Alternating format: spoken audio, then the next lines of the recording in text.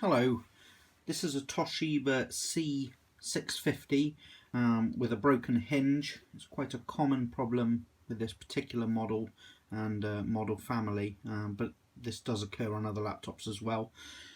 You can tell if it's happened because if you go to open the lid, you'll see that the corner here pops up. The plastic is broken. If I just remove this cover, you'll be able to see a bit more of the problem. So what we have here is a hinge plate, and there's supposed to be screws going through to some captive nuts, 3 holes down here, and the plastic's all sheared off. So we're going to attempt a repair using epoxy resin. This is one I've done successfully quite a few times now. It's certainly a lot cheaper than buying a new plastic tub for the laptop and having to swap all the gear over. Probably not economical to do that actually. So yeah, let's work through how to do that. Flip it over. Check the battery.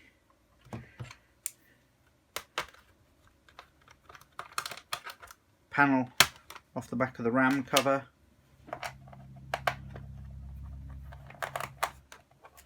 Panel off the hard drive cover. 1 screw securing the hard drive, and then the hard drive pulls back and away. Take that out and put it to one side. On this model, I like to put the hard drive retaining screw back in its hole. And then we have 1 screw here, which is holding in the CD-ROM drive. And again, so we don't lose it, pull that out and pop it back into the CD-ROM drive. Put that to one side. And then we've got a couple of screws back here, different to the others. 1, 2 more of that type over here.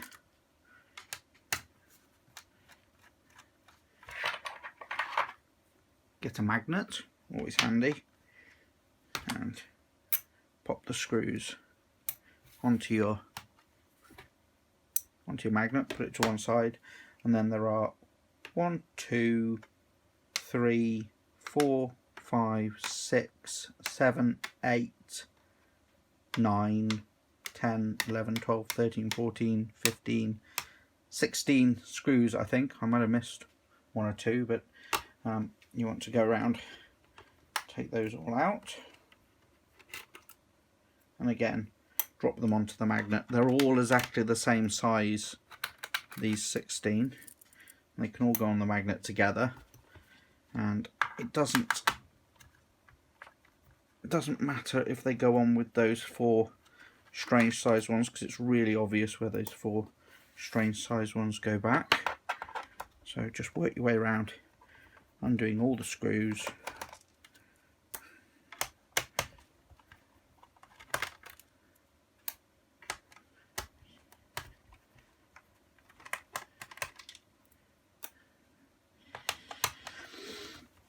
While I'm undoing these screws, I should probably talk about earthing a little bit. You can cause damage to computers with electrostatic, so basically electricity that has built up a charge in your body from your clothes rubbing against furniture and your shoes rubbing against carpet. I've got to say that in 12 years of stripping computers, I do use anti-static straps. And this is an anti-static mat that I'm working on, this green mat.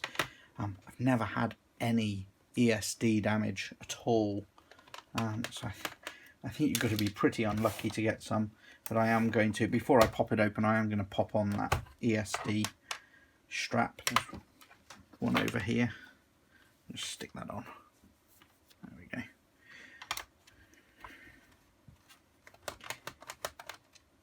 if you haven't got an earthing strap, you can just touch a tap or a pipe going into a radiator or something, just to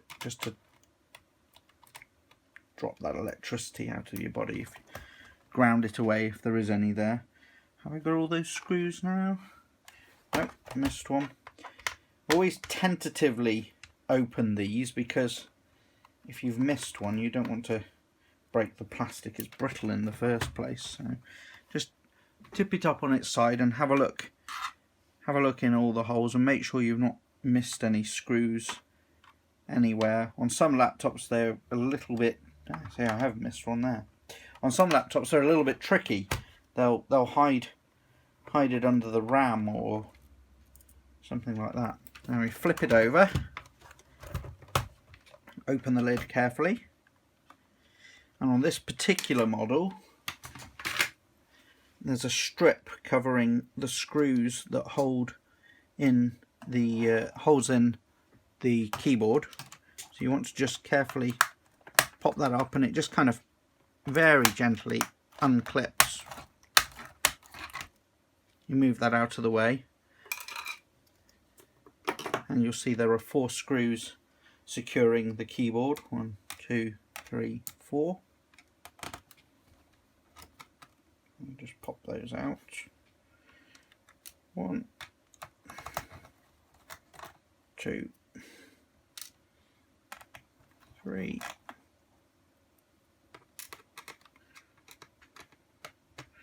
4. There we go. Little trick here, if you just get a tiny bit of sticky tape, bit of sellotape, because they're the 4 for the keyboard and they're a different size to everything else, and you might be looking for them when you go to put it all back together again. I just sellotape them up above there. Right, so now you need to pop the lid off this chassis. So you just lift the keyboard up, and behind the keyboard you'll see, I don't know if you can see, let me move it to there. The keyboard is held in by a couple of little clips. This white bar here, there's 2 black tabs. If you push them forwards towards the screen, they'll come forward about 1 millimeter, and then the ribbon just pops out really gently, and then you can move the keyboard off to one side. And you want to do a similar thing with this cable here. This ribbon cable is from the touchpad, so you just flip up the white. It's on a little clicky hinge. Flip up that white bit, and again just gently pull that out. Now on some laptops there'll be more screws securing this lid on, but on this Toshiba, which they didn't build brilliantly, to be honest with you, there aren't. So now you just need to pop the lid off, and this one's got a bit of a chipped corner, which is a great place to get in and just start the popping off process. But otherwise just slip in a tool carefully somewhere along the seam, and then just work your finger along, and it's a bit daunting, but it with a little bit of effort it unpops all the way along. You can always stick a flat bladed object in, and you're supposed to use plastic spadgers, but as long as you don't go too far in, you're not going to do any harm. This particular knife's very dull anyway. So just pop it all the way along. Always go really, really slowly, and before you go all the way, I've just remembered there's a plug there and a plug there. They need to just be teased out. They're from the speakers.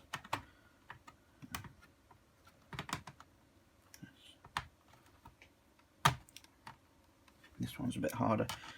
You want to kind of resist pulling on the wires because they come out way too easily. There we go. There. That's out. And we should be able to just carefully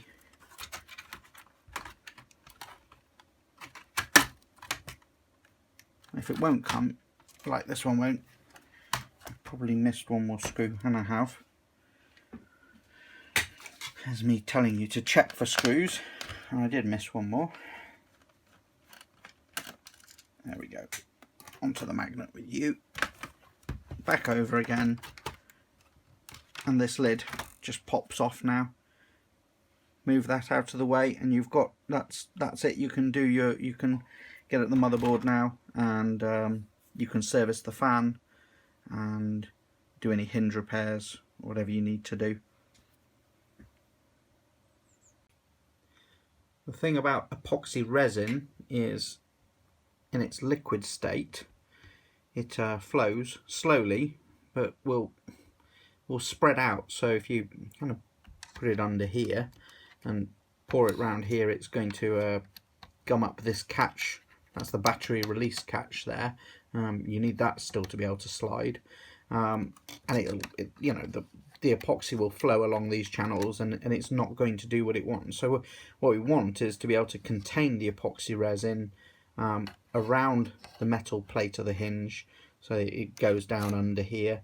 So we need barriers, and I've tried several things with past repairs, and the best one is actually building up little walls using a hot glue gun, and then after the epoxy's gone off, you can actually just pull the glue away, and it means we just get epoxy exactly where we want it and not where we don't want it. So I'm going to show you the building up the walls procedure next. Right, let's unplug this video cable, because it's just going to get in our way. It just pulls out gently. I'll tuck it back here out of the way. Right, the glue gun is hot, so let's carefully lift the hinge plate out of the way as well. Now we can really see what we're working at. So I need to isolate the end of this slider for the battery release. It's important that you make sure there's no gaps as you build up these barriers with the glue gun, because otherwise it will just flow underneath it and leak. So I kind of draw where I want the barrier to be, and then wait a second for it to go off, and then just come back and lay another bead along the top. And don't worry if it's not pretty, because it's you may well peel it away after the job's complete. There we go.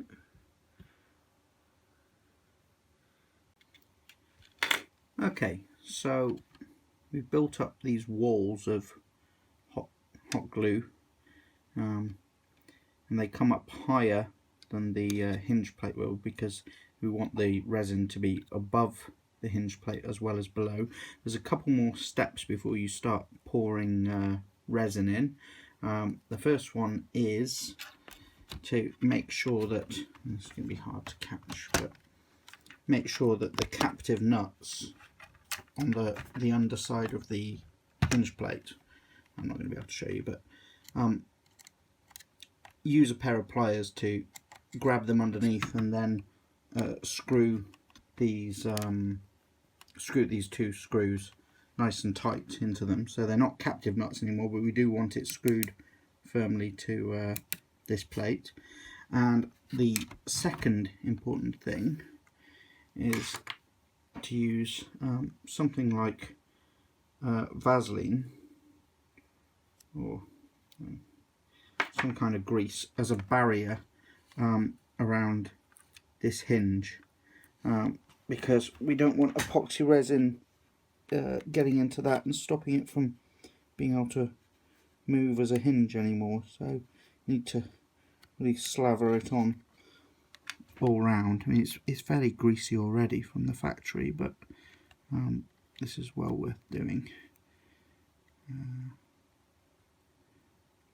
Otherwise you'll find that after the resin's gone off, you won't be able to close or open the lid anymore, which is not good.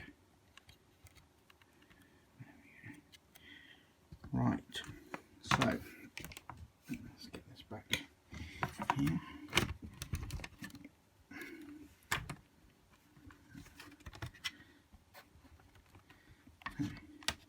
ready to pour some resin now. So we're going to pour it down into the underneath first, and then we're going to seat the hinge plate back down into it and then carry on pouring. And if we position it right, I have clamped them in the past, but if you position it right, let's get it back in.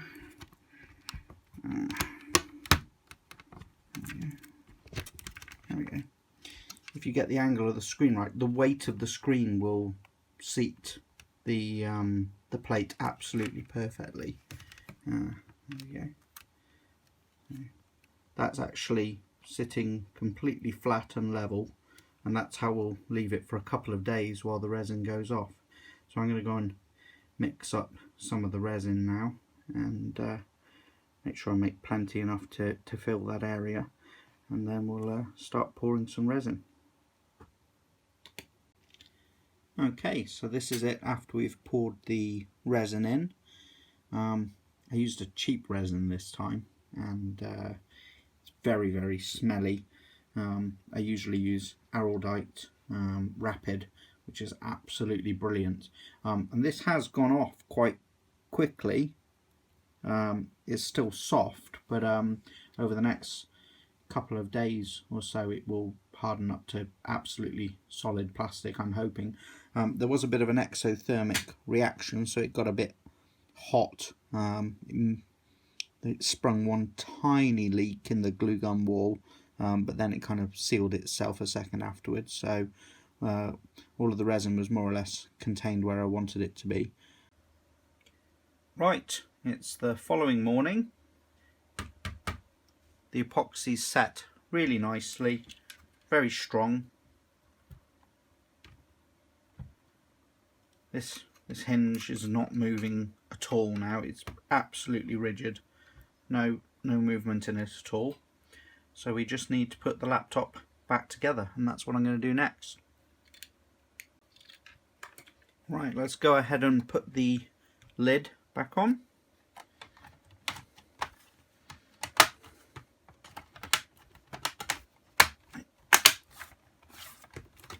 Make sure it clicks all the way around. There we go. Lovely. Let's plug these two speaker wires back in.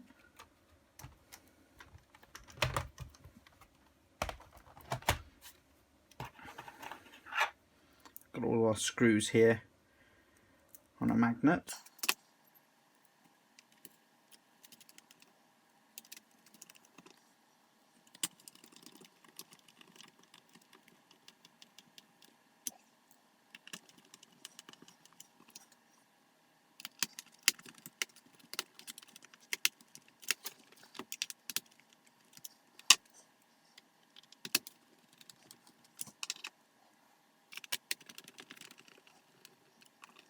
All the screws are back in. Let's put the hard drive back.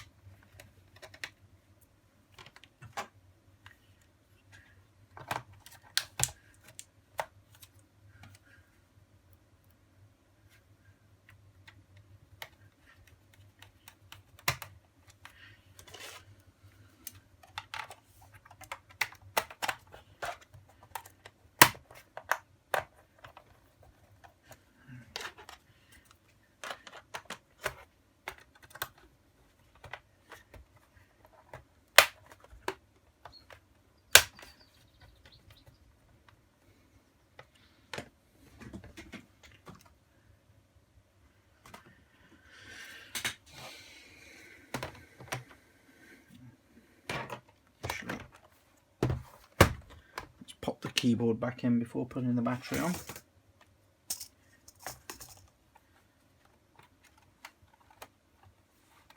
Just reattaching the little ribbon that comes from the touchpad.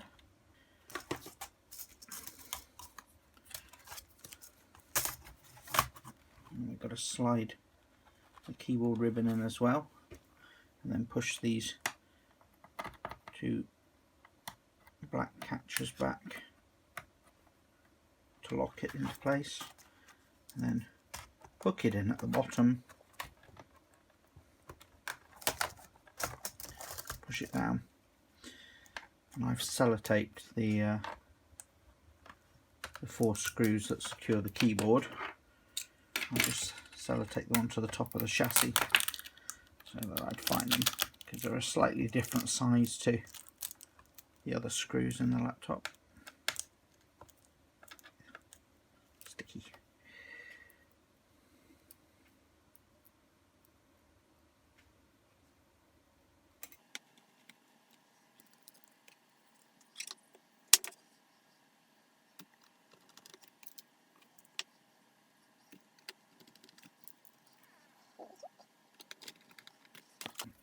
Let's do it the right way around.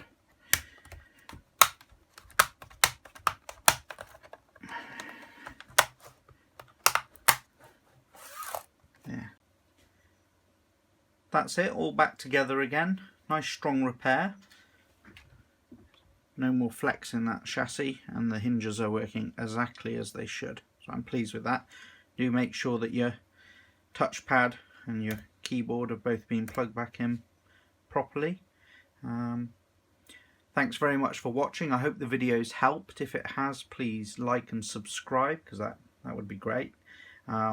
And if you've got any questions at all, or suggestions how I might improve on these videos, because it's very early days for me yet, please do leave them in the comments, and I'll definitely try and address them all. Alright, thanks for watching. Bye.